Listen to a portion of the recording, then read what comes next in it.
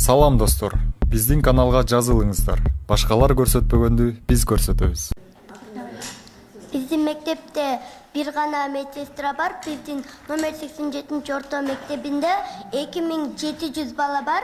2700 баланын арасынан ал биздин мектепте бир эле медсестра бар. Ошондон ар жылы 2008-жылкыларды кол маңдайына билегине укол саят. Укол сайганда аны дагы бекер сайбай акчага саят. Ошон үчүн